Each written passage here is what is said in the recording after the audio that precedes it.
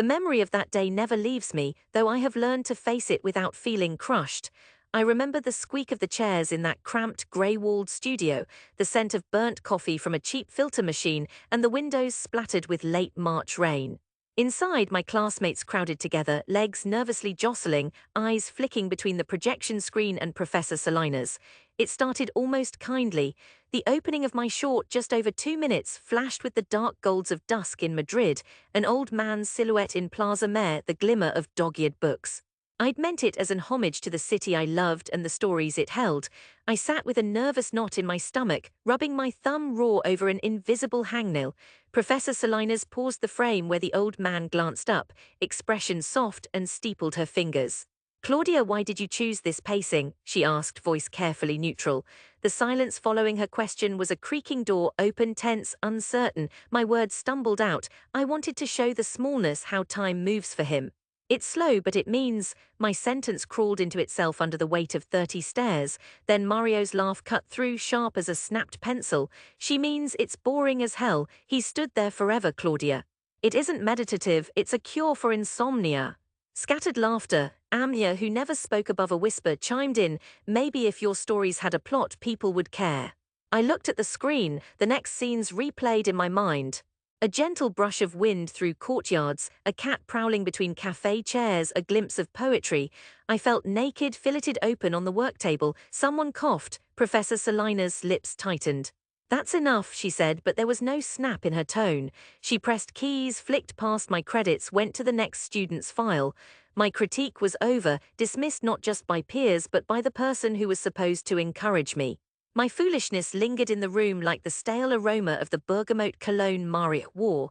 I gathered my notebook, feeling a blush spread beneath my skin, too hot, too obvious.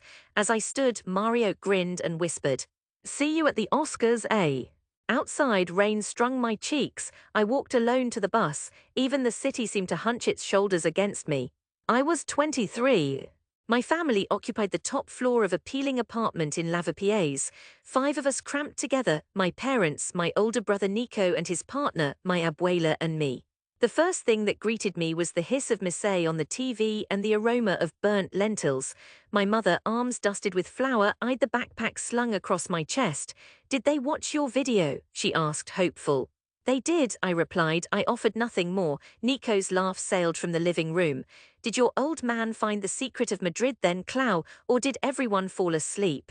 Abuela made the sign of the cross, eyes flicking disapprovingly between me and the TV sermon. My mother stirred the pot. "You could help your father at the auto shop, you know. We could use another pair of hands. That's honest work, none of this cinema silliness." Silliness, it rolled in my head like loose marbles, childish, foolish, trivial. As I slinked to my room, I caught my reflection in the narrow mirror at the end of the hall. Eyes rimmed red, hair limp, posture defeated. I kept at it, even as encouragement dried to brittle nothingness. I worked nights at a bakery to afford a battered digital camera. I shot mornings in half-light before the city woke, catching the groan of shutters and the wail of garbage trucks, recording the slow peeling back of day. I filmed strangers if they'd talk. Sometimes I bribed them with pastries. I edited in the pockets of hours before sleep, shoving earphones deep enough to drown out even my family's sighs through the paper-thin walls. The screenings I entered, the little festivals with blurry posters and flickering projectors, mostly returned silence. Once, a judge called my film naive but sincere.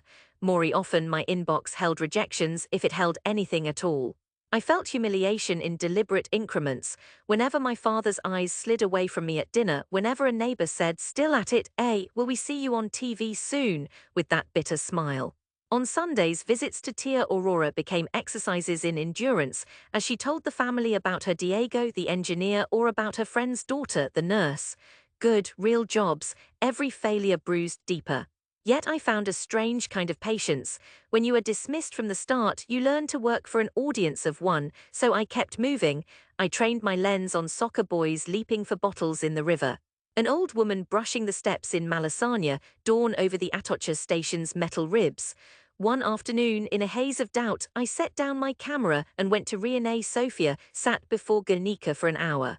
I let my mind turn over its own sadness, the ordinary cruelty of small dismissals. but I also felt a stubborn kernel within me that what I saw was worth showing, even if the world rolled its eyes. Years passed, Madrid changed in how it looked, how it sounded, in the way its trees leaned heavy with spring leaves. I moved out, shared a shoebox of an apartment with 2 guitarists and a painter. I picked up freelance jobs, editing wedding videos, translating scripts, holding a boom mic for documentaries I did not care about. I saved what little I could, and all the while I worked on my film. I didn't think of it as my big project, just an accumulation of moments. I called it Dias Diminutos Asterisk, a string of vignettes about overlooked people. The street violinist who played on rainy nights, the baker who never married, the schoolgirl running late. Most of these roles were played by people I met, who endured my requests with bemused patience. I had no famous actors, just stories. Editing in the chill of early autumn, knees hugged to my chest, I pressed replay hundreds of times. The finished film was 57 minutes, too long for a short, too short for a feature, awkward as a teenager's growth spurt. I submitted it to festivals across Europe, expecting nothing. The silence after is huge. Every morning, I'd check my email as coffee sloshed in my mug, heart heavy, expecting more rejection. Then one cobalt morning, an unfamiliar subject line blinked onto my screen. Festival DESAN Sebastian FELICITACIONES, Dias Diminutos SELECCIONADA. Stunned, I spilled coffee, gasped so loud my roommate Clara thought I'd fallen. The invitation was real, a public screening, a Q&A, lodging paid for. They called it the promise of a new, quiet voice. My family heard through the neighbor first. Her daughter saw my name on TV, just a blip in a rolling announcement. When I called home, my mother's voice quivered between pride and disbelief. "They picked you," she said, as if speaking to herself. "Yes," I replied, it felt unreal. Nico teased, "Better bring the old man's story along. Maybe he'll get famous too."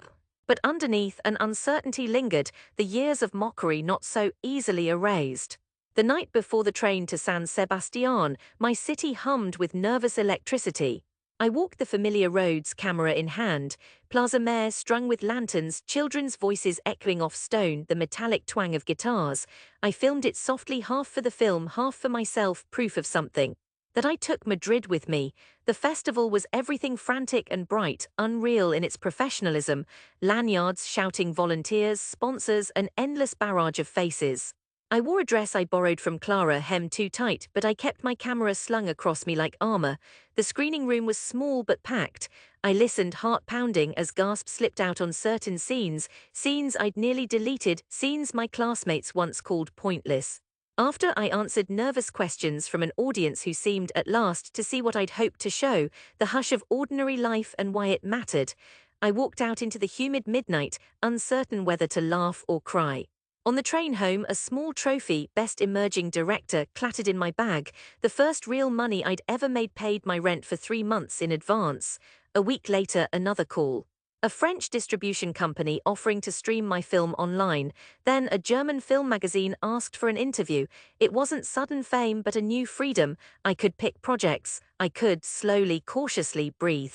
The city held me still with its dusty afternoons and bruised rooftops, but everything felt lighter. When my old school invited me back for a Q&A, I hesitated, the familiar dread prickling beneath my ribs. But I said yes. I wanted not revenge but closure, to see if I could walk into that old studio and stand taller. The school had changed little. The halls still smelled of glue and old paper. The door creaked as I entered. Some faces were older now. Mario had grown a beard, Amya's hair cut short. Professor Salinas still stood at the front, arms crossed, sharp-eyed. They introduced me stiffly. Claudia Mendoza, former student, winner at SAN. The room shifted as if surprised I'd survived. I cued the film, heart thrumming so loud I thought they'd hear. The lights dimmed. My film filled the screen. The scenes unspooled. Madrid's gold haze, the quiet frustration of waiting, moments so small they nearly slipped away. This time the silence was attentive, deep. When the credits rolled, no one laughed. Mario tapped his pen but said nothing. Amya sat still. Professor Salinas looked at me, her jaw set, eyes a little softer. This was the moment, the cementing. Not a roaring applause but acknowledgement, the absence of mockery. I took questions, some awkward, some sincere. They asked about patience, about why I kept filming things that weren't really stories. I said, because life isn't a headline, life is between things. I film what I want to remember. Afterward, Mario approached me, hands in pockets. His voice was quiet. Your film, I didn't get it before, I think maybe I do now. I'm sorry for what I said in the past. I nodded, letting the words settle. Muscle memory wanted to shield, but I stood my ground. Amya smiled, the tightness in her mouth undone. In the hallway, Professor Salinas caught my arm. Claudia, you found your voice, that's rare, not everyone does. Her compliment landed, understated but sincere. I left the school as dusk melted over Madrid, the afternoon heat lingering, washing every stone in gold and shadow. My family gathered that night, dinner squeezed around our crowded table. My parents watched my film together. When the old man on screen paused, squinting into the light, my mother pressed her hand over her mouth, blinking back tears. You made this, Claudia, she whispered. I nodded. Abuela squeezed my wrist. Even Nico looked away, swallowing a smile. No one would ever mistake Madrid for an easy place or my life for a straight line. My journey was not television glory or explosive triumph, but I returned with a story made concrete, a film, proof in flickering images, that what seemed ridiculous was only invisible. That patience is made not from passivity but persistence, people still doubt. Sometimes my old shame stirs as if I could slip back inside my own skin from before, but then, most mornings, I wake before the sun, camera in hand. I walk my city as it stirs to life, buses rumbling, orange peels in gutters, pigeons scattering like rain. I remind myself of the first day I believed I could shape the world with a story, and of all the days since that I refused to stop. Madrid, my old friend, glows anew. I see myself reflected in each pane, a little steadier, no longer waiting for permission but for the next quiet miracle. And this, finally, is enough.